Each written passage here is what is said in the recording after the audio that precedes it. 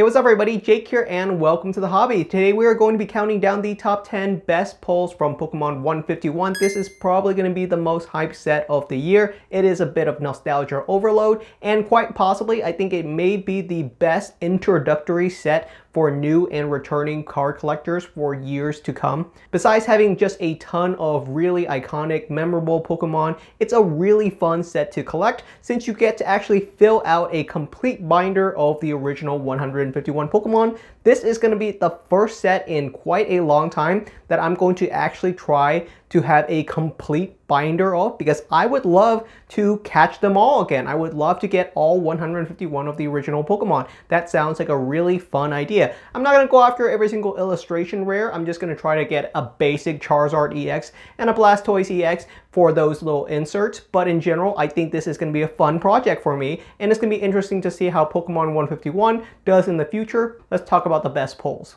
Before we get started, I'd like to thank Buy-E for sponsoring this video. If you haven't heard, Buy-E is the go-to source for picking up exclusive Pokemon cards that are only available in Japan.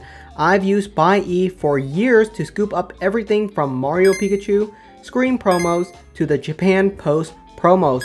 Buy-E gives you a direct line to Japan's hottest collectibles, and they will ship it to you anywhere in the world.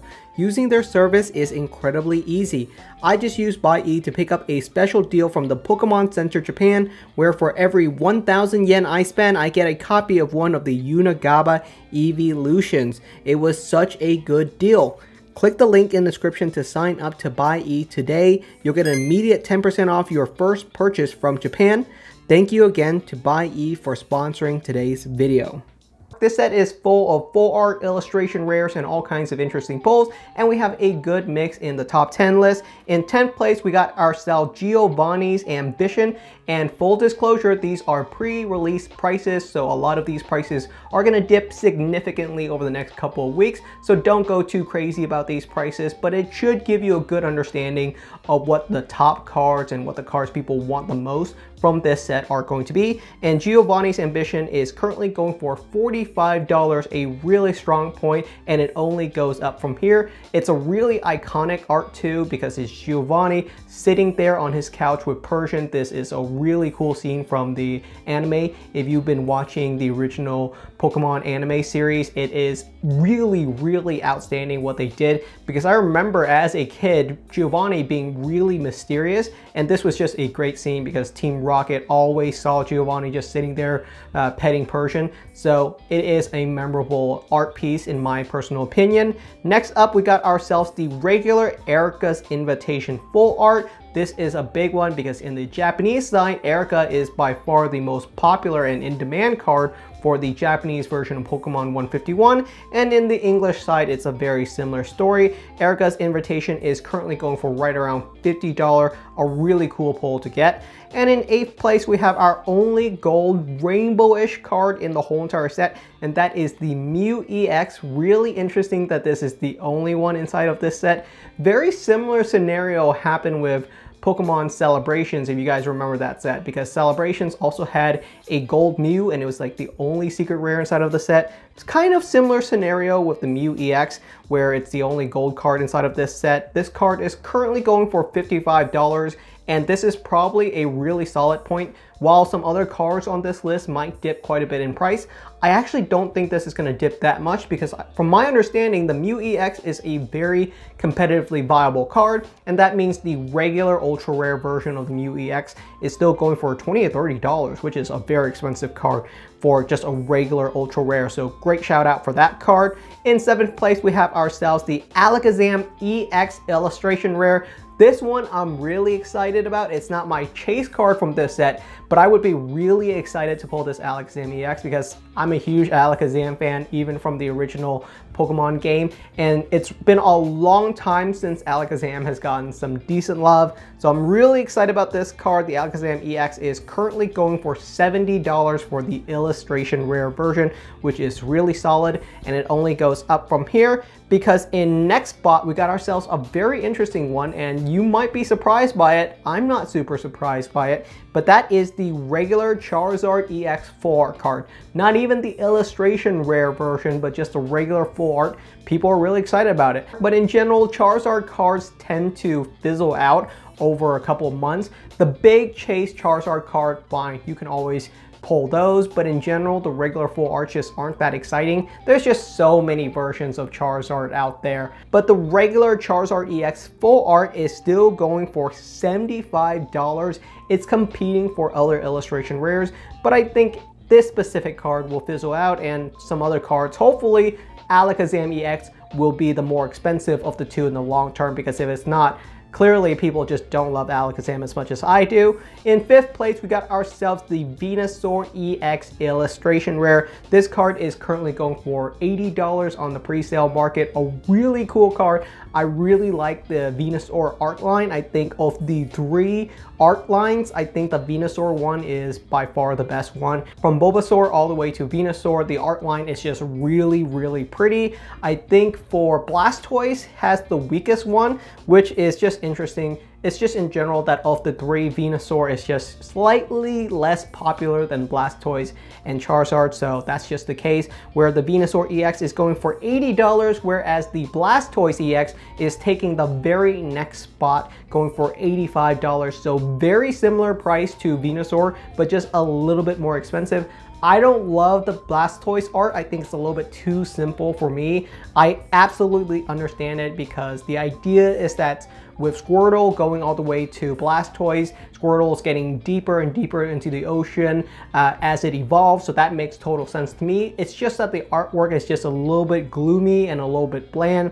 I like my artwork really bright with a lot of details. That's the kind of art collector that I am, so you guys can pick and choose. If you think the Blastoise art is super cool, I completely understand that as well. Making it onto the podium in 3rd place, we got what is a really, really gorgeous card, and that is the Zapdos EX illustration rare. They didn't put all of the bird trio having their own art card. That would have been kind of interesting too.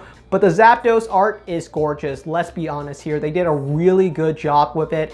I have been talking about this style of art for a while. I said it when they did the Lugia alt art card, that Lugia should just be flying in the sky with the other legendary birds in the background. That would have been a great Lugia card, and that's what they gave Zapdos. It's a great design and it's really iconic. I love it. So it's really glad to see that a card like Zapdos is in the top 3 spot at $90, and now we are moving to triple digits. Some of these prices are definitely going to dip. It's going to be interesting to see if any cards on the Pokemon 151 set is going to be over $100 in a couple of weeks.